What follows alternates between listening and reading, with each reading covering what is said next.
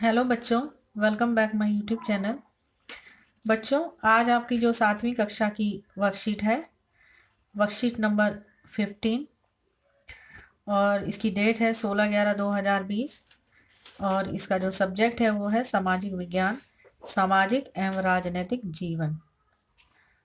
तो बच्चों, ये समानता का टॉपिक है, तो आइए इसको पढ़ते हैं।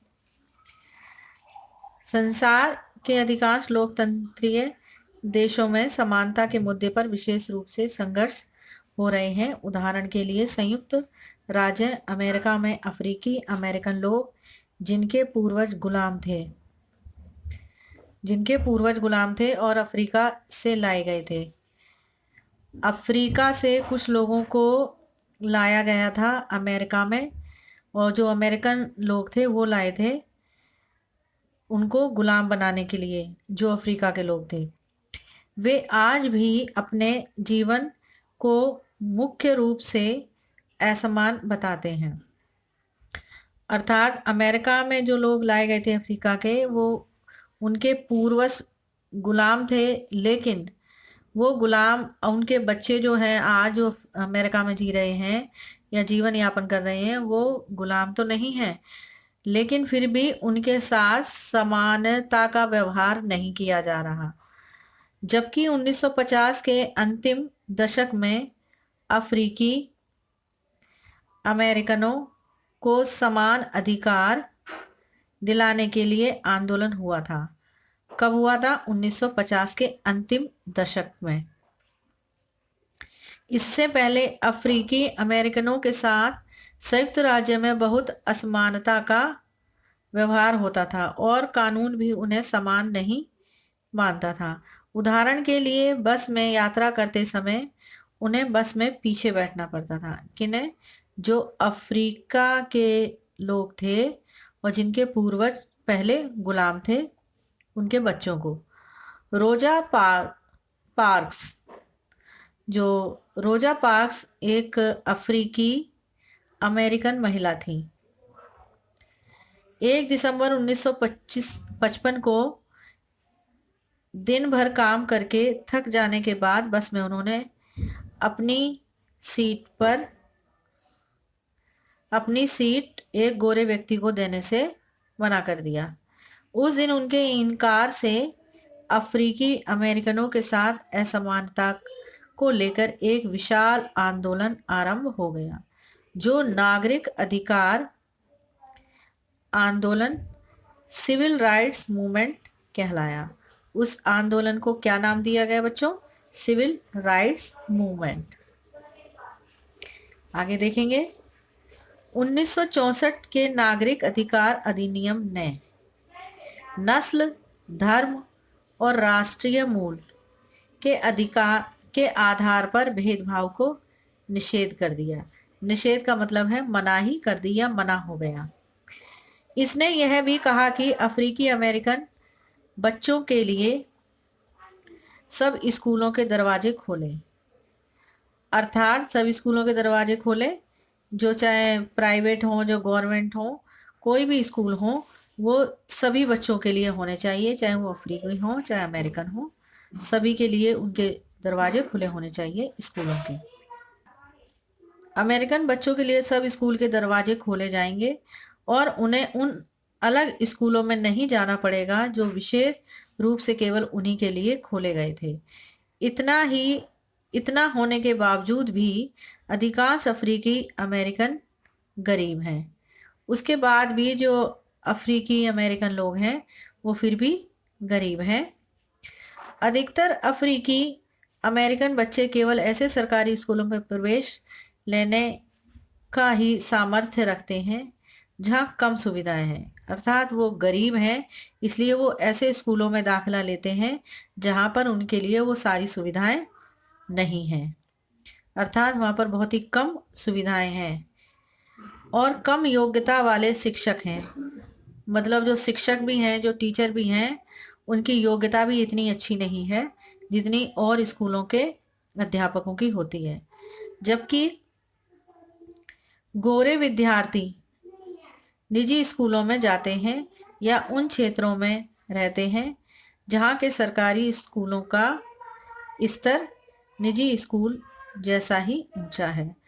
जो गोरे लोग हैं, उनके जो बच्चे हैं, वो निजी स्कूलों में जाएं या प्राइवेट स्कूलों में जाएं या सरकारी स्कूलों में जाएं, लेकिन वहाँ की जो सारी सुविधाएं हैं वो बहुत अच्छी हैं, उच्च स्तर की हैं, और जो वहाँ के अध्यापक भी हैं वो भी अच्छे पढ़े लिखे हैं।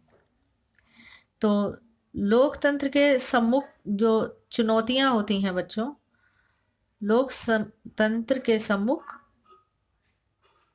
चुनौतियां, आर्थिक असमानता, अर्थात गरीब और अमीर जो लोग होते हैं उनके बीच जो असमानता होती है उसको कम करना होता है। और दूसरा सामाजिक असमानता, सामाजिक असमानता होती है जैसे यहाँ पर काले गोरे लोगों का भेद, या कोई और धर्म के कुछ लोग होते हैं, कुछ लोग किसी और धर्म के होते हैं, इस तरीके से जो होती है वो सामाजिक असमानता होती है। जैसे जाति, लिंग या जन्म स्थान के आधार पर, उसे सामाजिक असमानता बोलते हैं। अब देखिए आगे, भारत के संविधान के अनुच्छेद 15 के अंश, जो अनुच्छेद 15 है उसमें से ये कुछ अंश आपको यहाँ दिए गए हैं आपके इस टॉपिक में, वो हम पढ़ेंगे। धर्म, मूल, वंश, जाति, लिंग या जन्म स्थान के आधार पर विभेद का प्रतिषेध। विभेद का मतलब आप भेदभाव नहीं कर सकते, और प्रतिषेध उसकी मनाही है। नंबर 1, राज्य किसी नागरिक के विरुद्ध केवल धर्म, मूल, वंश, जाति, लिंग, जन्म स्थान या इनमें से किसी के आधार पर कोई विभेद नहीं कर सकता। अर्थात जो राज्य सरकार है वो किसी भी नागरिक के विरुद्ध, चाहे वो किसी भी धर्म से हो या किसी वंश से हो या जाति का हो, या वो स्त्री हो या पुरुष हो, या किसी भी स्थान पर उसका जन्म हुआ हो, अर्थात किसी भी दूसरे राज्य से आकर के उस राज्य में रह रहा हो, उसके आधार पर आप विभेद नहीं कर सकते, अर्थात भेदभाव नहीं कर सकते। दूसरा पॉइंट है इसका, कोई नागरिक केवल धर्म, मूल वंश, जाति, लिंग, जन्म स्थान या इनमें से किसी के आधार पर दुकानों, सार्वजनिक भोजनालयों, होटलों और सार्वजनिक मनोरंजन के स्थानों में प्रवेश।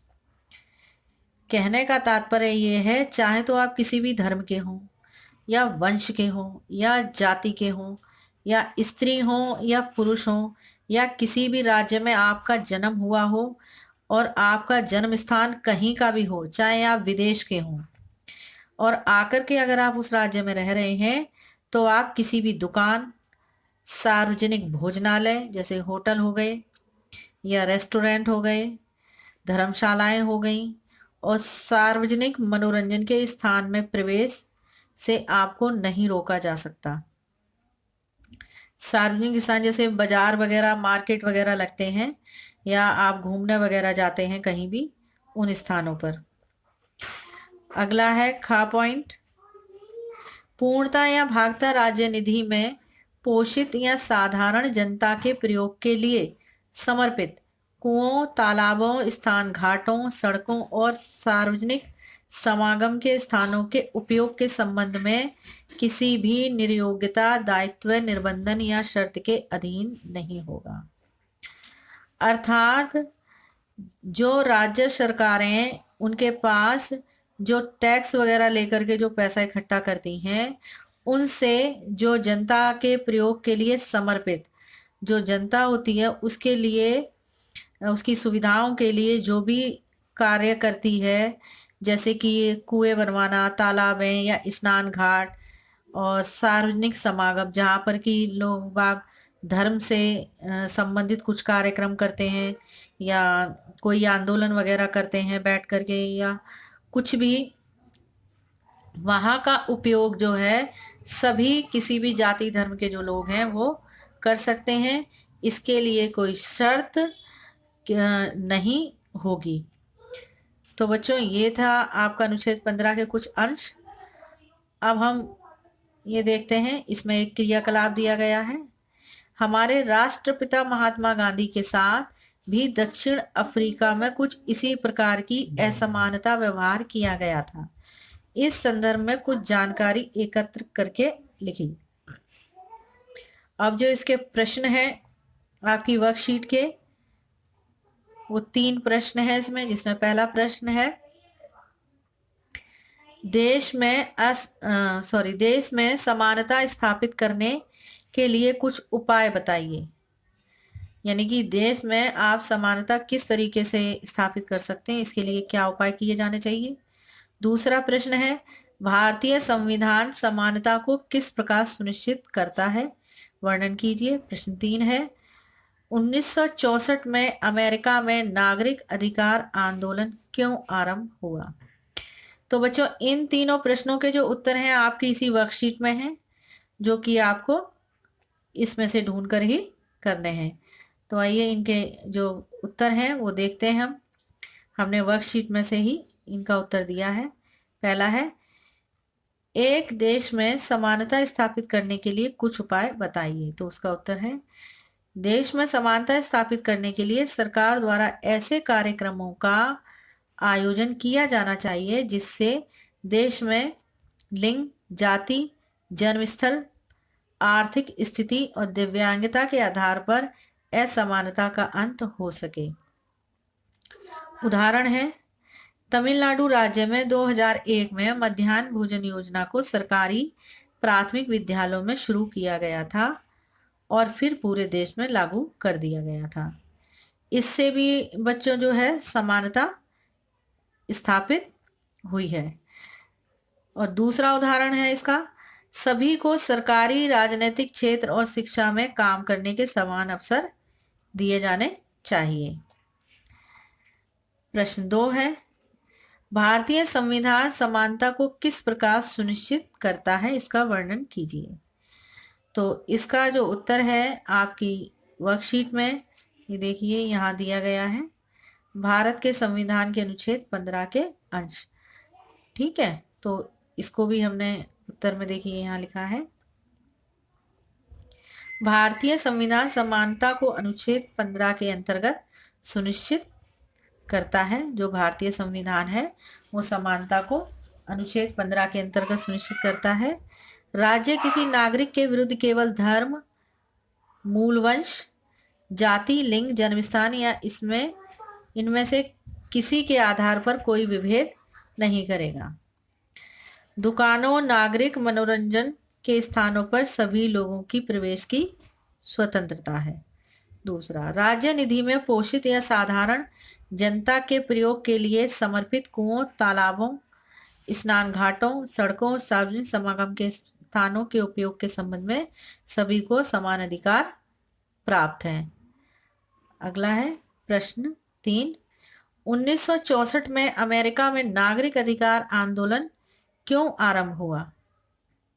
तो इसका भी उत्तर आपको जो ये वाला टॉपिक है इसमें आपको मिल जाएगा। जो ये है टॉपिक, ये देखिए ये सारा इसी का ही आंसर आपको यहाँ पर दिया गया है। तो इसका हमने आंसर लिखा है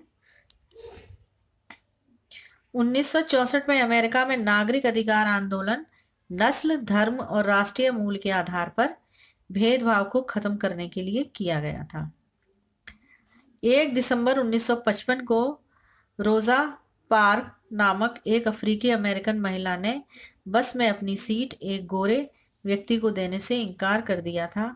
उस दिन उनके इनकार से अफ्रीकी अमेरिकनों के साथ असमानता को लेकर एक विशाल आंदोलन प्रारंभ हो गया, जो नागरिक अधिकार आंदोलन सिविल राइट्स मूवमेंट कहलाया। सिविल राइट्स मूवमेंट कहलाया। ये नोट 1964 के नागरिक अधिनियम ने नस्ल, धर्म और राष्ट्रीय मूल के आधार पर भेदभाव को खत्म कर दिया गया था। इसको 1964 में जो है खत्म कर दिया गया था। अब जो आपका क्रियाकलाप है वर्कशीट का वो है हमारे राष्ट्रपिता महात्मा गांधी के साथ भी दक्षिण अफ्रीका में कुछ इसी प्रकार की असमानता व्यवहार किया गया था। इस संदर्भ में कुछ जानकारी एकत्र करके लिखिए। तो वो जानकारी हमने यहाँ लिख रखी है, ये देखिए। हमारे राष्ट्रपिता महात्मा गांधी को भी दक्षिण अफ्रीका में रेल में सफर करते समय नस्ल भेद का सामना करना पड़ा था। उनके पास प्रथम श्रेणी कोच का टिकट था। जो महात्मा गांधी जी हैं, जब उन्हें ट्रेन में सफर करना हुआ अफ्रीका में, तो उन्होंने क्या किया, प्रथम श्रेणी के कोच का जो है उन्होंने टिकट ले लिया, लेकिन फिर भी उनको काले होने के कारण प्रथम श्रेणी कोच से धक्का मारकर बाहर निकाल दिया गया था ट्रेन से, और तृतीय श्रेणी में सफर करने के लिए कहा गया, क्योंकि प्रथम श्रेणी कोच केवल गोरे अंग्रेजों के लिए ही आरक्षित होता था। तो बच्चों, ये थे आपके प्रश्न उत्तर वर्कशीट नंबर 15 के। आशा करती हूँ आपको अच्छे से समझ में आए होंगे। यदि आपको कुछ पूछना हो तो आप मुझे कमेंट बॉक्स में ज़रूर कमेंट करें। Thank you.